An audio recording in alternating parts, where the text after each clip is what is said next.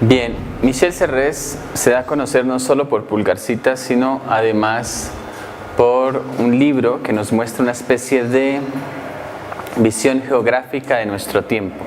Ese texto es Atlas. En este texto nos hace una pregunta y es cómo nosotros podemos entender, ¿sí?, este mundo global que tenemos a partir de ciertos puntos de referencia. Si lo que nosotros debemos hacer, y es lo que quiero invitar a pensar en esta segunda sesión sobre Michel Serres, si lo que debemos hacer es emprender unos nuevos viajes de descubrimiento. Si es justo eso lo que caracteriza nuestro tiempo, que hemos emprendido unos viajes de descubrimiento, pero son unos viajes de descubrimiento no únicamente de nuevas tierras, hablando en términos físicos, sino particularmente de tierras, de horizontes y de espacios que nosotros mismos vamos creando o que nosotros mismos vamos generando, ¿no? Es como tener una especie de juego de Lego, ¿no?, y tratar de descubrir un mundo que nosotros mismos vamos haciendo, acomodando ciertas piezas, ¿no?, hasta que finalmente nos sentimos como agradados o nos sentimos felices con alguna construcción que hicimos con el Lego y pasamos después a otras cosas. Pero esa primera construcción que hicimos del Lego es un punto de referencia que muestra bastante bien lo que nosotros queremos construir y lo que nosotros somos, lo que nosotros queremos hacer. Bueno, esa primera visión entonces nos llevaría a un dónde, ¿no? Es decir, ¿dónde estamos? Dice Michel Serres, hay un problema y es que en nuestro tiempo parece ser que para muchas personas quien sobrevive es quien no lucha.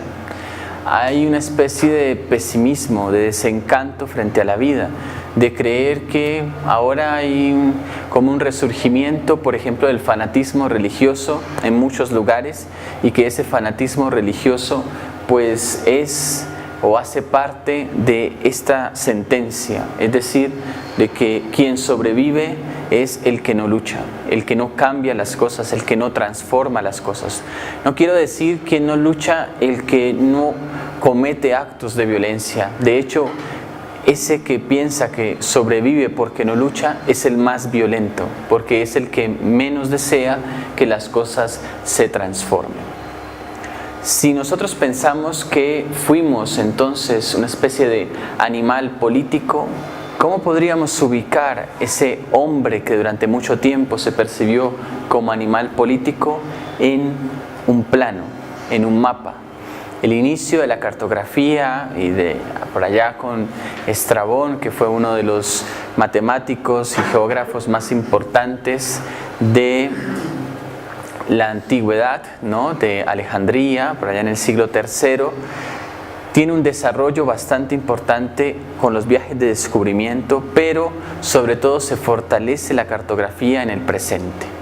Pensemos, ¿dónde está ese animal político? En un GPS, ¿sí?, en una especie de tecnología de posición satelital. ¿Dónde está el animal político? En un GPS. ¿Dónde está el animal que vive para la ciudad? Resulta que el animal político se pierde en un GPS, porque es un punto de referencia. A eso es lo que se refiere justamente Michel Serres. Somos puntos de referencia en un mundo global.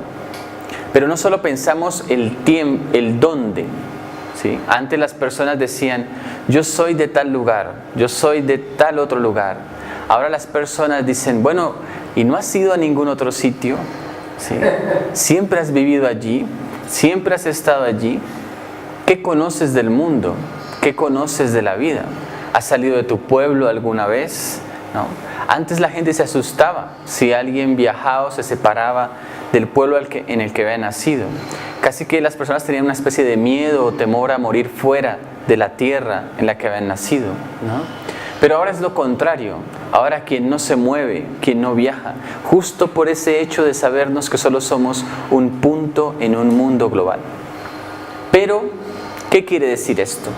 Hay una relación bastante interesante. Casi todos los filósofos de la antigüedad trataron sobre los meteoros y hablaron sobre la meteorología.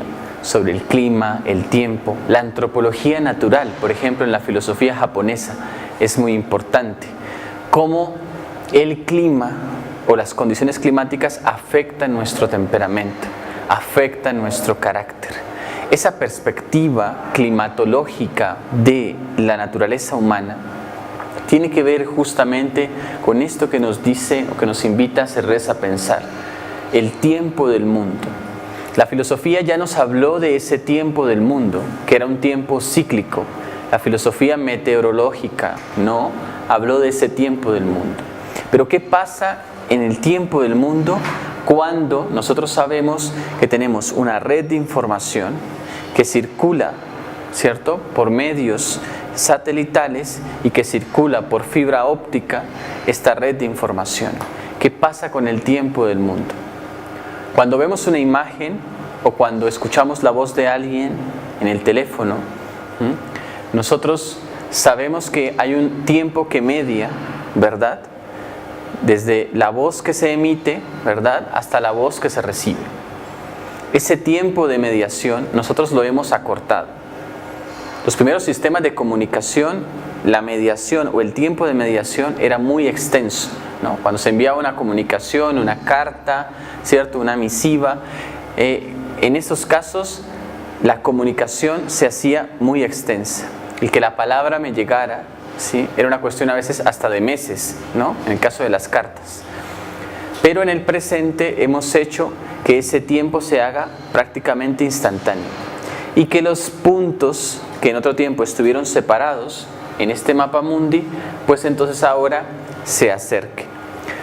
Esa pretensión de alguna manera de no solo unificar lo que ya de alguna manera está aglomerado, lo que ya de alguna manera está solo en el mundo, de unificarlo, lo podemos ver en los histomapas, ¿no?, que fueron bastante comunes en la literatura.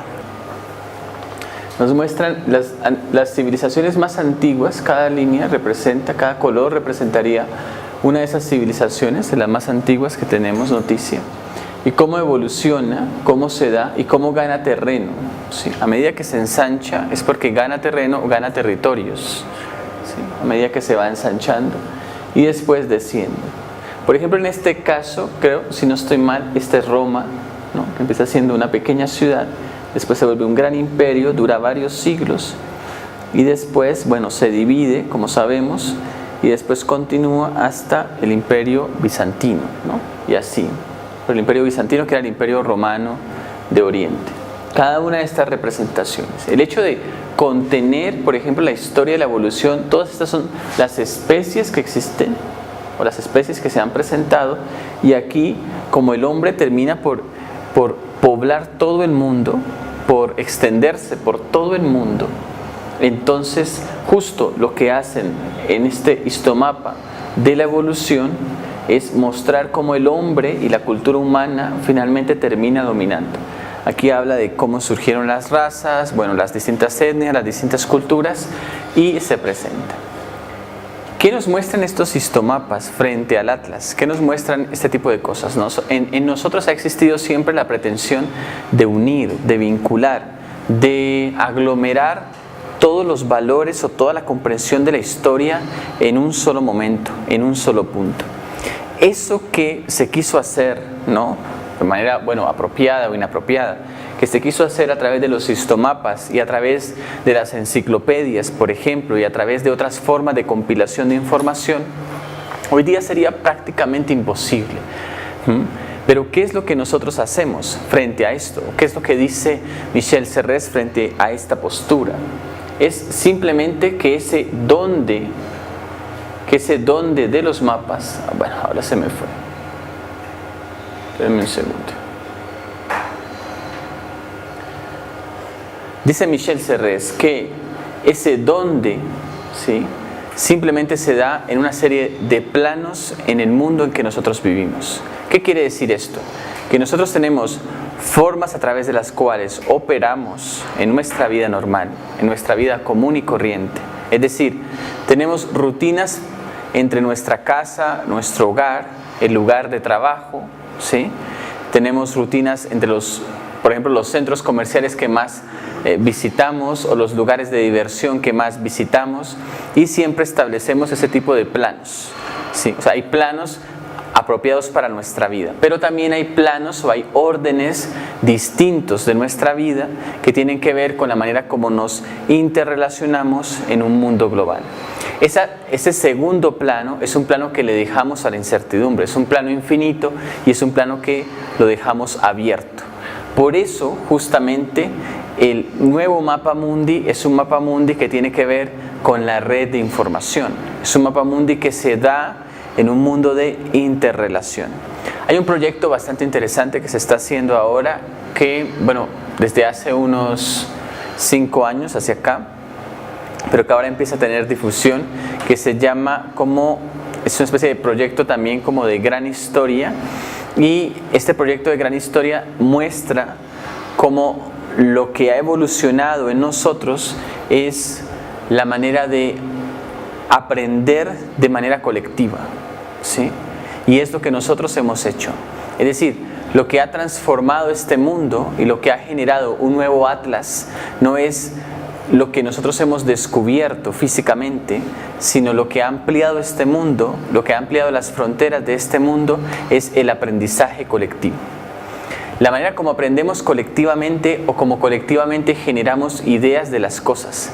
Ya las ideas no se imparten por una persona hacia otras personas, sino que entre todos elaboramos un aprendizaje y sumamos un aprendizaje. Un poco como lo que se hace en el caso de Wiki, ¿no? La Wikipedia es un buen ejemplo de la construcción del conocimiento, de una construcción colectiva del conocimiento. Y eso es lo que hacemos allí, ¿no?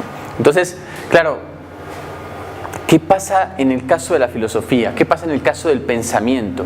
¿Cómo nosotros podemos, desde la perspectiva del aprendizaje colectivo, hacer una filosofía en la que no sea un sujeto el que cree una obra y que esa obra incida de alguna manera en el pensar, sino que necesariamente la filosofía debe apuntar hacia hacia una construcción colectiva de las cosas, como lo que sucede, por ejemplo, en el CERN, donde cerca de 30.000 científicos trabajaron durante 40 años para probar una hipótesis, que era la hipótesis del bosón de Higgs, para probar una hipótesis que había sido propuesta en 1964. Y trabajaron durante 40 años, ¿sí? O más, ¿no? Durante 50 años, para que esa hipótesis saliera a la luz. 30.000 personas de las más diversas disciplinas. O lo que sucede en el CERN, ¿no? Donde muchas personas se unen bajo un solo propósito.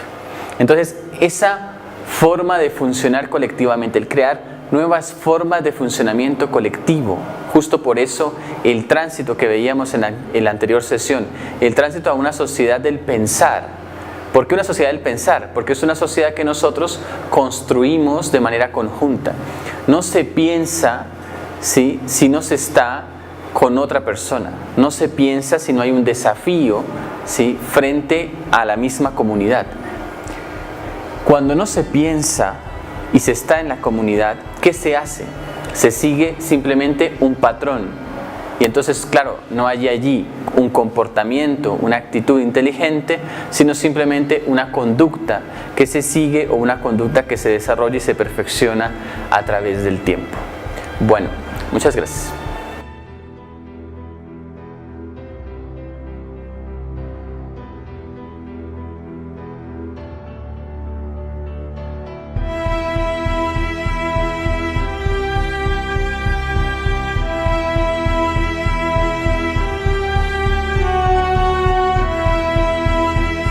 El ser humano, ¿sí?, no se caracteriza en su generalidad por ser inteligente, por ser bueno, noble, por emprender causas interesantes y por progresar o avanzar. Al contrario, no se ocupa de eso.